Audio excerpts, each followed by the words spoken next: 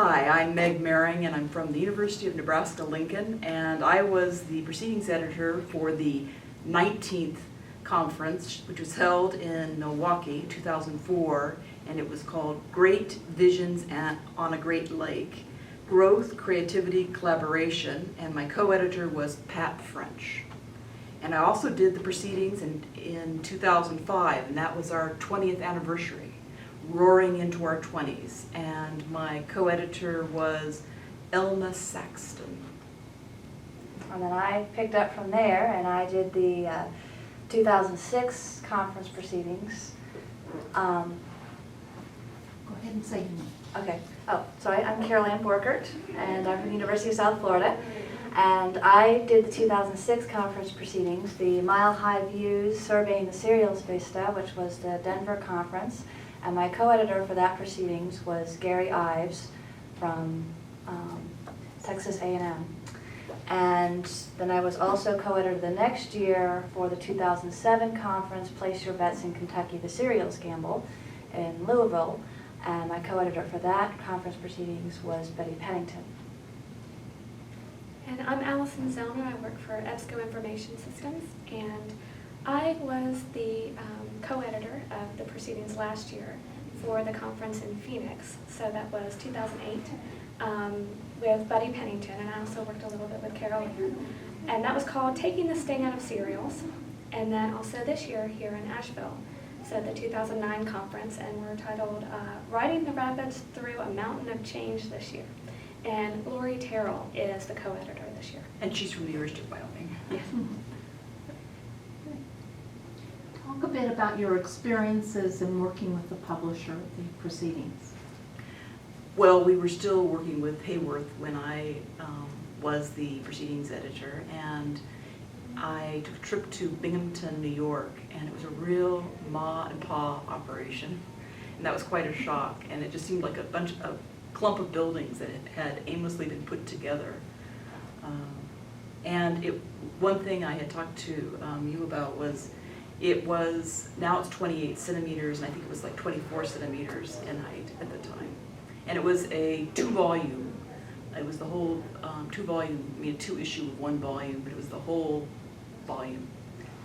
And that was one of the things that we were talking about right before we got started, is that we transitioned to Taylor and Francis.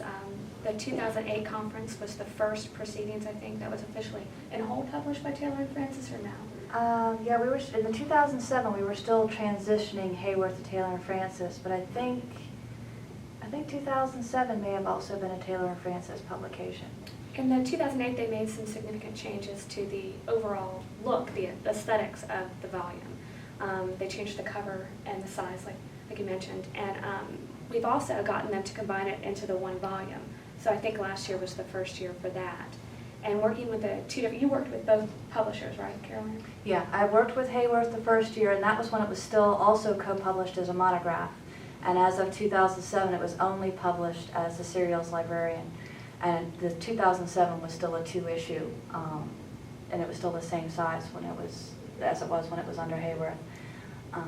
But yeah, we were transitioning in 2007 from Hayworth to Taylor and Francis, and prior to that we had one editor that we worked with at Hayworth, and she went through it, and she had been doing the proceedings for years, and she had a particular process. And that first year we went to Taylor and Francis, they edited it and they gave it back to us, and it looked like it was a whole bunch of different editors that had gone through it, so it was no longer a consistent document. So that was something that we had to work with.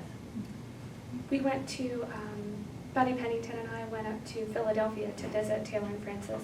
And it was interesting because we talked about this right beforehand, and you said yours at Hayworth was like a mom and pop place, and they were really, like you said, you had one person, one editor to help. And Taylor and Francis was more like information seeking than giving. They wanted to know how they should better market the Cereals Librarian, and talked to us more as if we were actually the editor of the entire Cereals Librarian, and I found that to be pretty curious. And it was different than I thought it was, but informative nonetheless. And the process this last year was pretty easy. We just, after we co-edited, we use Google Docs to co-edit now, and we upload the edited versions into Taylor and Francis's online manuscript system called CATS. Wow. And that was nice because just lickety-split, they just had it. So that was good. And I thought we were going to talk about some of the challenges, right? Did you guys want to do that? Well, just what you were just talking about, when I did it, we didn't do Google Docs. We had a series of files that we sent them. And we sent them an entirely printed copy of it, as well as the electronic files. Which we did also the 2 years that I did it. Another one of the challenges that we've run across is in the contract that's signed by the speakers, it states that they're going to present a paper, but it seems like we've had some people not understand that part of the document. So it's getting the papers has sometimes been a bit of an adventure. And it's an evolving process. We changed the way we try to get in touch with people prior to the conference, so that way instead of just one speaker for each panel, the one main person, we now email each and every speaker to remind them, each one that will be contributing, to remind them of the paper requirement. We have our fingers crossed that we will have no hitches this year. Good. How did you become proceedings editors? What's the process? Well, a announcement went over NASIG web or net, whatever that's called, and we submitted our Vita writing samples. And the woman who had been the editor initially she and I were friends, Pat French and I were friends, and she encouraged me to apply. Yeah, it was the same sort of application process when I became a proceedings editor. It was kind of a cold process for me. I didn't know anyone who had formally done it. It was just like, oh, I'll try it. I've done some editing before, but not in such an intense capacity. So it was a very interesting experience and very worthwhile. And one of the things I really loved about it is that it sort of made me actually look at all of the papers. I got to see what happened in every single one of the programs, even the ones that I didn't get to go to. So that was, I think, my favorite part of it. Well, and you also get to know your colleagues in a different way. Like, God, that person writes really awful. And yet, you had really... No, we never say that. But you really had enjoyed that presentation, but when you read how they wrote, you were like, oh Shocked. my gosh. But some were just brilliantly written. Yeah, and some were, And you wind up loving this person because it's so clean and there's so little that you have to do. Yeah. Yeah. And there's so many names that I know in NASIG now that I didn't know before because they were writers for the proceedings. It is a great experience for meeting people.